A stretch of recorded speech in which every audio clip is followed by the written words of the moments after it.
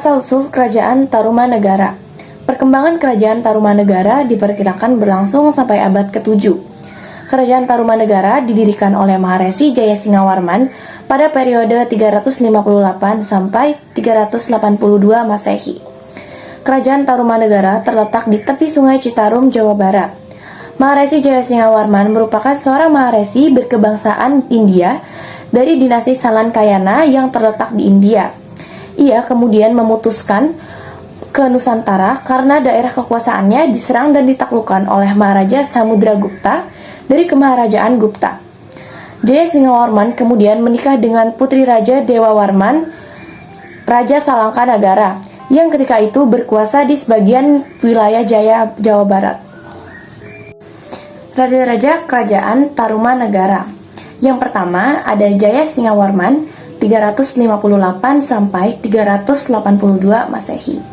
Yang kedua ada Dharmayawarman 382 sampai 395 Masehi. Yang ketiga ada Purnawarman 395 sampai 434 Masehi. Yang keempat ada Wisnuwarman 434 sampai 455 Masehi. Yang kelima ada Indrawarman 455 sampai 415 Masehi. Yang keenam ada Chandrawarman 515 sampai 535 Masehi. Yang ketujuh ada Suryawarman 535 sampai 561 Masehi. Yang ketujuh ada Kertawarman 561 sampai 628 Masehi.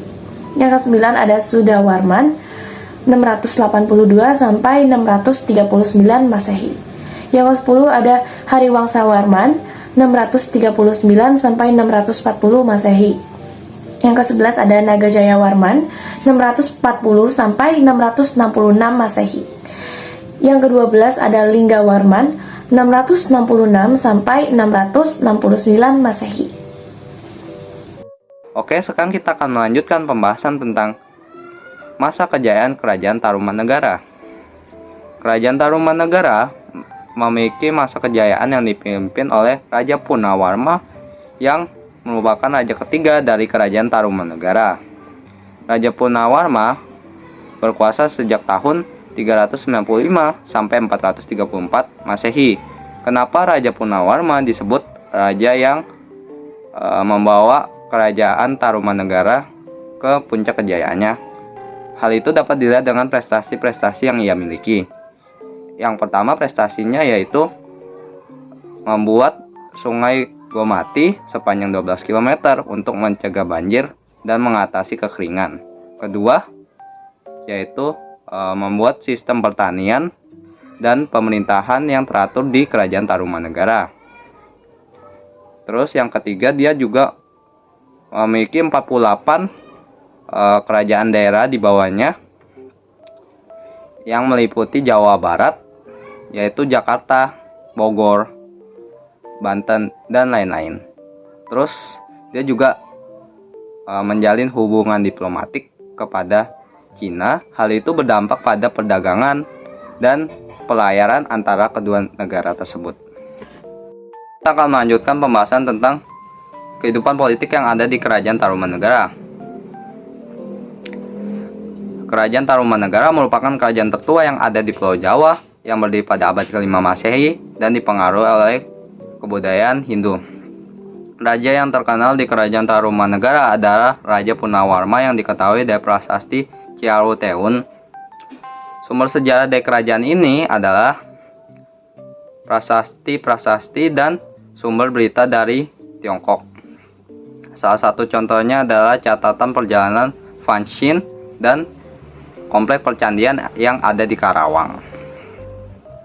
Dan Kerajaan Tarumanegara ditaklukkan oleh Kerajaan Sriwijaya pada abad ke-7 Masehi.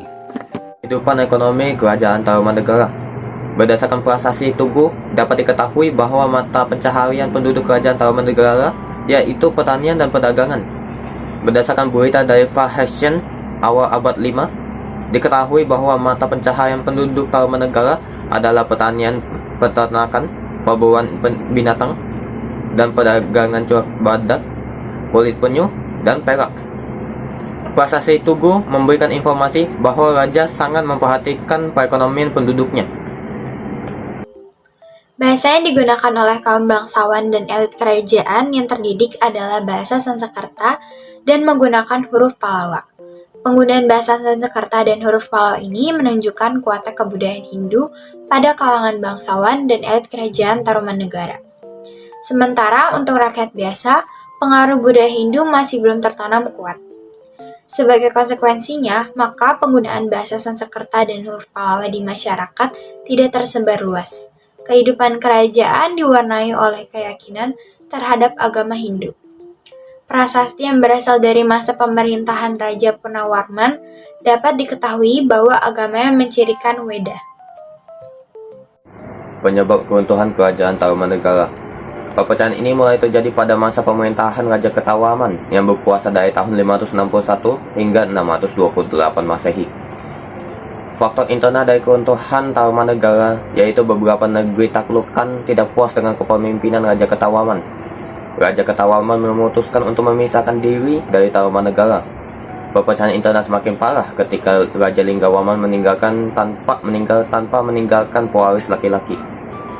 Raja Linggawaman hanya memiliki 2 putri, yaitu Manasi dan Subakacana.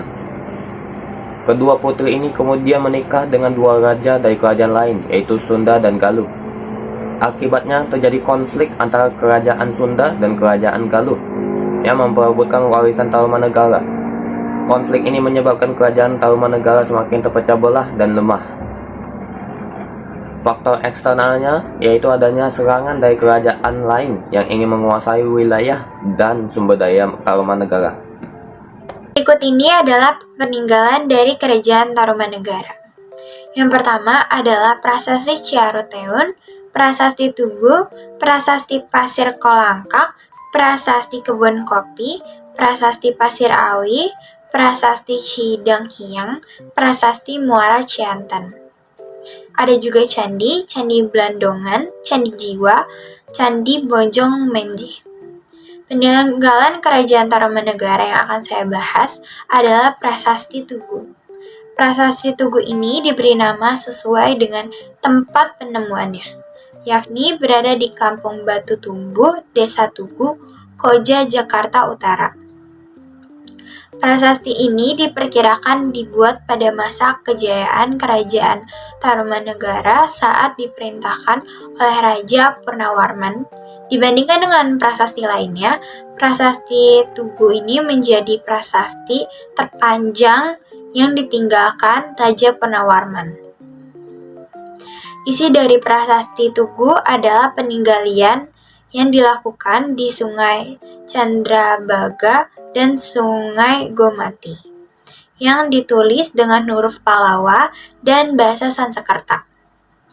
Penggalian ini diduga untuk mengendalikan banjir serta bantuan usaha pertanian di wilayah tersebut kala itu.